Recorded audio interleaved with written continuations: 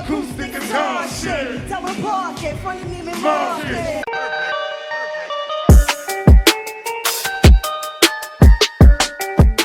What up guys, it's your boy Ali and welcome to Hip Hop Forever.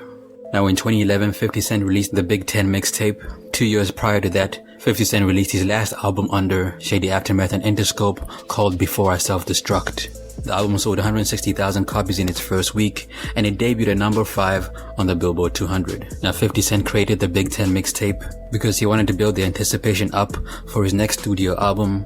The mixtape was also created to introduce the world to G-Unit's newest artists, and one of them goes by the name of Precious Paris. I string them along with some acoustic guitar shit. Tell them park it, front of Neiman Market. Now Precious Paris is a firm believer in the law of attraction. Before she met 50, she would imagine being signed to him. I'm gonna say I caught 50's eye through the law of attraction. And I just, every day, I'm gonna meet 50, I'm gonna meet 50. And he's gonna sign me, he's gonna sign me. At the time, she worked as a writer for producers Midi, Mafia, and Dangerous LLC, who were best known for producing Amusement Park and 21 Questions for 50 Cent. Thanks to her newfound connections, Precious Paris's demo ended up in the hands of 50, and soon after that, he called her into his office for a meeting. Now 50 was always leery of signing Precious Paris because he didn't know what to do with her at the time. Maybe he still had visions of Olivia's ghost perhaps. So instead of signing Precious Paris to G-Unit Records right away, he would call her in for background vocals. In fact, Precious Paris's vocals can be found on a song called Kitty Cat of G-Unit's Terminate on Sight. Ow, I need cash for my kitty cat. Ow, I need cash for my kitty cat. Now for years, 50 wasn't sure if he wanted to sign Precious Paris to his label or not. He preferred to use her as a writer and a background vocalist. However, Precious Paris caught 50's attention after she released a mixtape called Bad by Myself in 2010. Now 50 tried everything in his power to make Precious Paris a thing. She appeared on a lot of G-Unit projects. However, her career didn't take off on the label, leaving her fans wondering what happened to Precious Paris on G-Unit Records. Now in 2012, Precious Paris released her first mixtape under the label called From Paris with Love. 50 was heavily involved in this project. He appeared on a lot of songs.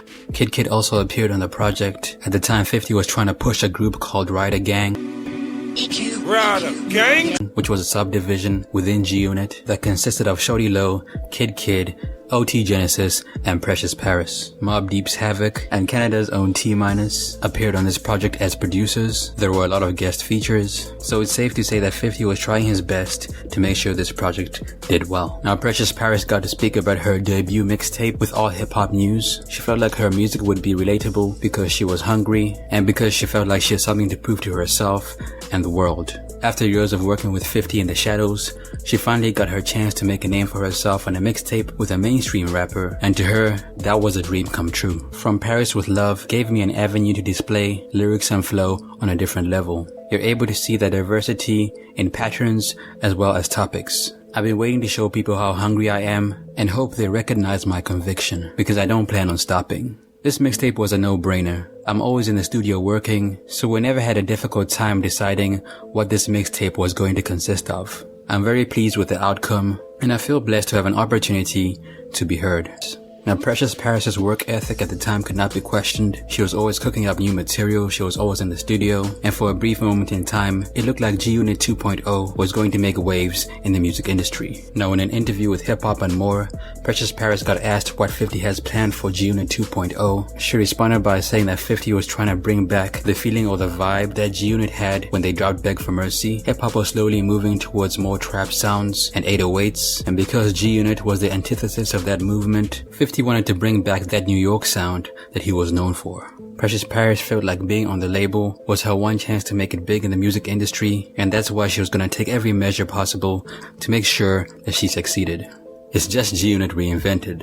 Just bring back that whole feeling back of '02. We just want to get that same energy back. Because I just feel like there was a void. Music was going a certain way. I feel like everything comes back around, and I feel this is the time for 2.0. We can really shake the ground. Yeah, I mean, this is my opportunity, so I'm gonna go as hard as I could to make a difference and make some noise in the rap game. I guarantee you, I'm not gonna sleep until that happens. Now you can clearly tell that Paris had that hunger that most rap fans desire from their favorite artist. She could rap, sing, She was easy on the eye for the fellas. However, when it comes to female rap, especially female rap in 2012, there are only so many lanes for a female rapper to pursue a career in. Now, Precious Paris's career suffered from Nicki Minaj comparisons. I think he's from Queens also too, right? Right, that's what they say. Because both Nicki Minaj and Paris were from Queens and they both rapped, people would always assume that there is competition between the two artists. Precious Paris believes Nicki Minaj's music is completely different from hers. In fact, a lot of people would agree that she sounds a little bit like Lil' Kim. Peace to the R-E-C-I-O. US play low or die slow. But to be fair, Nicki did get most of her style from Kim. Now, Precious Paris didn't have anything against Nicki Minaj. She wanted to see another female dominate the music industry because at the end of the day, Nicki was putting a spotlight on female rap in general. I've been working with Fifth for a minute. I've been doing a lot of vocals for him. That's how we actually met. I met him as a writer. I guess he just recognized the talent, and I'm naturally like him anyway. I guess because I'm from Southside, Jamaica, Queens. I'm signed to G Unit, and I'm ready to hold them down. Whatever I have to do, I'm going to hold them down. I'm not really looking at it as competition with Nicki Minaj, because we're like in two different lanes. She went somewhere else, and I'm going somewhere else with the music, where you can really see where I'm going in 2014. So I'm not mad at her, what she's doing. I love what she's doing. She's making money, and I do not oppose to any female making money. There's only one girl in the game, so how can you be mad at anything? There's room for me, there is room for me. Now it appears the Nicki Minaj comparison started to get to Precious Paris after a while. Nicki's shadow was very difficult to come out of, and that's understandable because before Nicki, there was a time when female rap cooled off a bit until she released her debut album. So I don't think Precious Paris wanted to compete with Nicki on any level. I think he's from Queens also too, right? Right, I don't know. Real quick, real fucking. In 2014, Precious Paris parted ways with the G Unit Records, and the next time most of us saw her again, she was a supporting cast member of Love and Hip Hop New York. Are you working with other people? We just had a conversation 2 days ago. And what I asked you. And I was What did I ask you when we had the conversation? What did I ask you? During the show, Paris basically had Olivia's storyline. The only difference is Paris got way less screen time than Olivia. Just like Olivia, Paris played the ex-G Unit artist who still thinks she has something more to prove to her fans. In fact, she was also managed by Rich Dollars, just like Olivia. By the end of the season, Precious Paris dropped Rich Dollars as her manager because she felt like he wasn't doing enough to promote her music. Now, even though she didn't get a lot of screen time, Paris' storyline with Johnny Blaze did get a little bit of attention on social media. Apparently, Johnny Blaze and Paris were romantically involved. She spoke about this more in depth on Vlad TV, but I'm usually very skeptical about reality TV, so I'm not sure if that relationship was real or not. Okay, now there are some pictures posted, that show the two of you kind of kissing on each other. Now, Precious Paris did an interview with Thirsty Media Entertainment where she revealed that 50 didn't want her to do Love and Hip Hop in the first place. 50 felt like Love and Hip Hop wasn't the place for an up-and-coming artist to make a name for herself. Artists on Love and Hip Hop usually pretend to be an exaggerated version of themselves for the camera, and that's why 50 didn't think this would work at all. Now, Precious Paris and 50 didn't see eye to eye on this topic. Paris believed that she would gain more exposure as a reality TV star as opposed to being a rapper on G Unit. So she decided to ignore 50's advice because she felt like she was doing what's best for herself. And so I had to do what I had to do that was best for me at the time. Paris went on to say that she achieved her dreams. Because of reality TV, people now know who she is. So at the end of the day, the situation worked just as she planned it.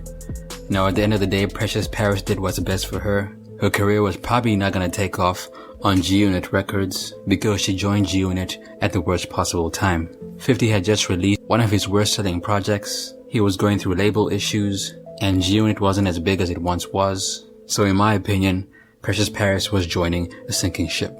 Now, an interesting thing to note is Precious Paris did not appear on later seasons of Love and Hip Hop New York, so I wonder whether she regrets not listening to 50 when he told her to stay off reality TV. The last person I spoke to was 50 Cent, and that's been, right after I was filming for Love and Hip Hop. On December 2016, Precious Paris posted an image of 50's The Big 10 mixtape to Instagram. It appears she was reminiscing about the old days on G Unit Records. She revealed the fact that she wasn't speaking to 50 and that she has no regrets about the way things turned out in the end. 5 years today, huh? Wow. Even though we ain't speaking, thanks. It was a blessing to tour with one of the best. Hashtag no regrets. Now in 2019, Precious Paris released an EP called Hit 'Em Where It Hurt. The EP is 5 tracks in length and it has no features. Her sound is still very raw, she's still rapping her ass off, and the hunger is still there. Based on her Spotify numbers, it seems like her family, friends, and maybe 1 or 2 haters are the only ones streaming her music because she only gets about 200 monthly listeners. Paris has a YouTube channel that has about 5,000 subscribers. She has over 29 videos up, but it doesn't look like she posts very frequently. It appears music isn't her only focus anymore. She promotes clothing through her Instagram and seems focused on developing her own brand. Now 50 said something to Paris that stood out to me, and that's there are 4 things that every superstar possesses. 1, your personality. 2, your look. 3, your stage presence. And 4, your music. Precious Paris's career didn't take off on G-Unit Records, and her time on Love and Hip Hop was very brief. So which one of those 4 attributes is she missing, if any at all? That's it for me, man. It's your boy Ali. What happened to Precious Paris in your opinion? Let me know down below. Also, if you have any video suggestions, be sure to let me know as well. Peace.